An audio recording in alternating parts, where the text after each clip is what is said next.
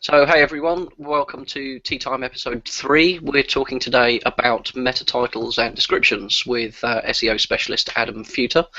Carry on watching and we'll explain why that's important and how to go about optimizing and what best practice is. Please do ask questions in the comments below and we'll do our best to answer those for you. And make sure you subscribe to the channel for more tips and advice on how to grow your business online. If you do enjoy the video, please do, as usual, give us a thumbs up. We do appreciate it. So, Adam, welcome along to Tea Time. I've got my tea. Princess Leia today. Excellent win, which is good. So, just explain, as an SEO specialist, what do you do here at Tillison Consulting? What does a typical day look like?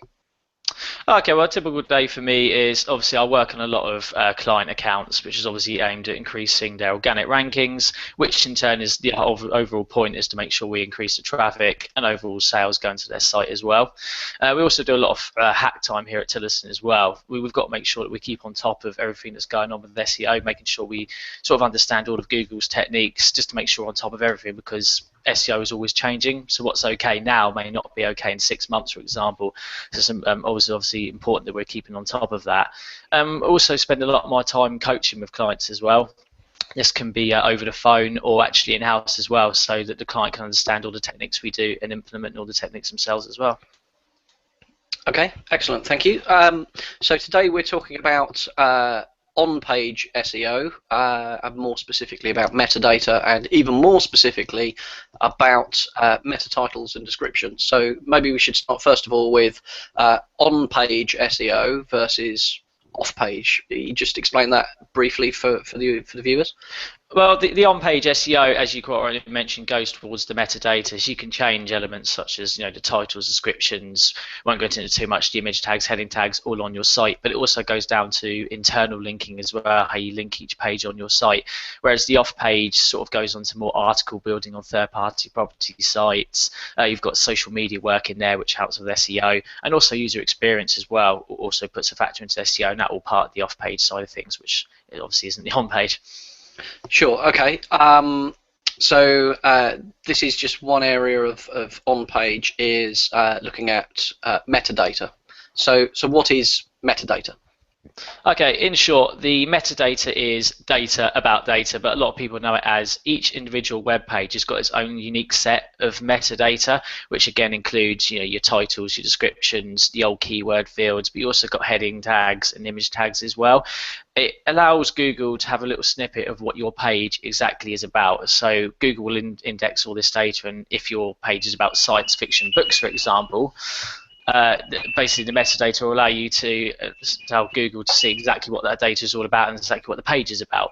You can have different variations of your terms as well within the data. So again, I'll go back to the reference. If it's about science fiction books, you can have those keywords and phrases within the on-page data, and it'll give Google and obviously users who are looking for what you do a little insight into what that particular web page is all about on your website. Okay, so where can we see this this data, this metadata? How do we get access to that?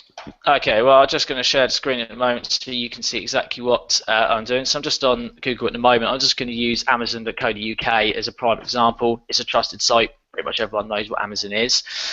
You can find the data in the Google search results. So I've just typed in Amazon at the moment, and you can see what I'm highlighting there is the meta title. Won't go into it too much at the moment.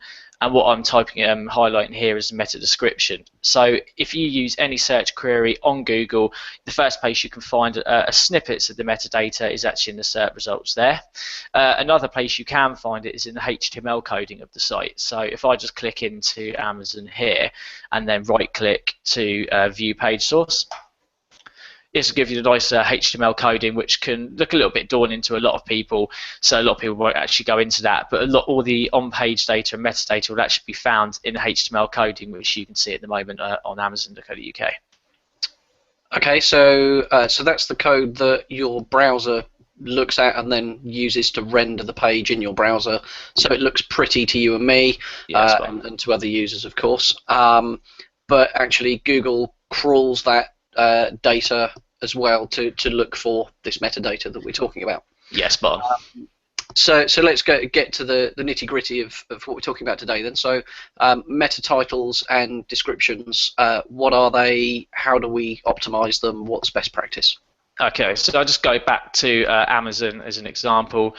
The meta title really is the snippet of what that page is about. So I'll go back to the old faithful example I gave of science fiction books. So if your page is about science fiction books, for example, the meta title, which I'm highlighting here, should have the keywords and phrases of science fiction books within that title to tell Google and the user exactly what that page is about.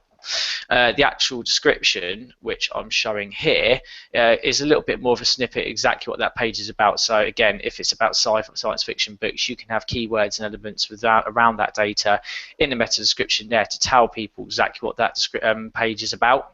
The way to optimize them, this can be a little bit tricky, and a lot of people do get this wrong, but with our meta titles and what we do for a lot of clients, we always try and stick with between 60 and 70 characters for the meta title. The reason for that is if you go over 60 or 70 characters, it can actually get cut off. So as you can see here where I'm highlighting it, you've got the small little dots right at the end there. This basically tells you that their meta title is longer than 70 characters actually being cut off by Google. So if you have got a keyword that you want to put in the meta title, try and put it in before the 70 character limit, otherwise you run the risk of it getting cut off, and Google may miss out on indexing that as well. In terms of the meta description, because it's a little short description about what your page is about, you get a little bit more characters to play with. In obviously the title we get 70, the meta description you actually get 170 characters to play with. And as you can see with Amazon here as well, they've got the little dots at the end showing that their meta description is actually longer than 170 characters. Our best practice for the meta description is to try and include the keyword within the description once or twice, but the golden rule for both the title and the description is make sure that it makes sense.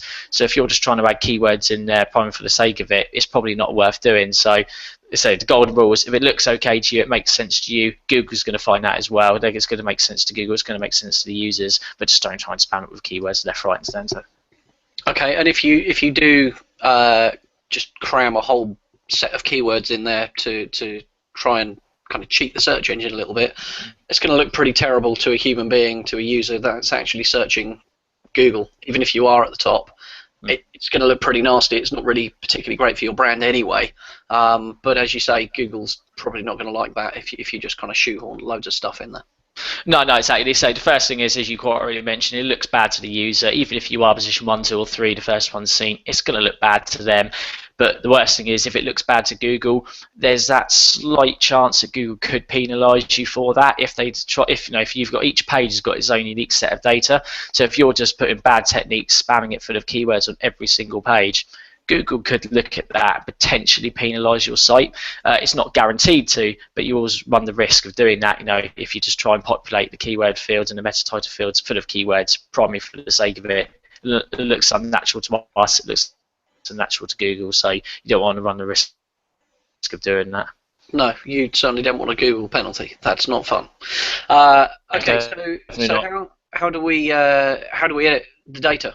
So I've got a website, I've got a heap of web pages. Where can I actually edit this metadata and the meta titles and descriptions?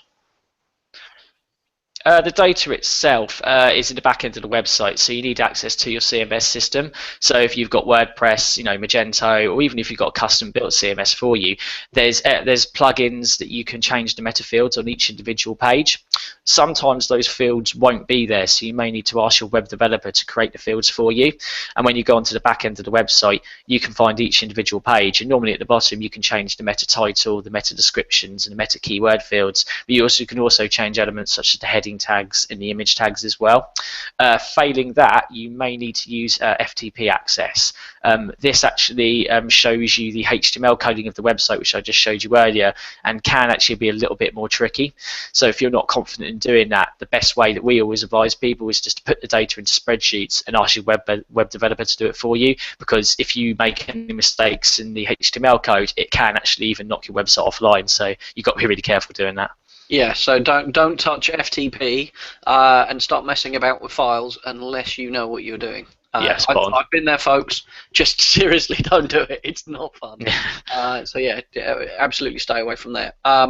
So yeah, as we were saying, folks, do comment below, and we'll try and answer your questions on meta titles, descriptions, and metadata. If you've got ideas for other shows we can do to help you out, then please do suggest them. Absolutely welcome to do that. So just to summarise then, Adam, so meta titles and descriptions are part of the overall metadata. Yep. That's unique to each page of a website, and that's something that's often overlooked, and people just optimize the home page, but it should be unique to each page.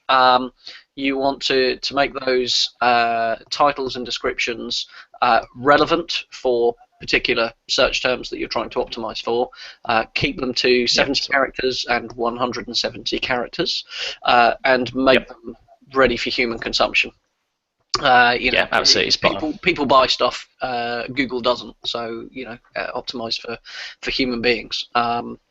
So great, excellent. Thanks, Adam. So don't forget, guys, do subscribe for more videos about optimizing your website through SEO or social media, Google AdWords, and generally gaining more business online.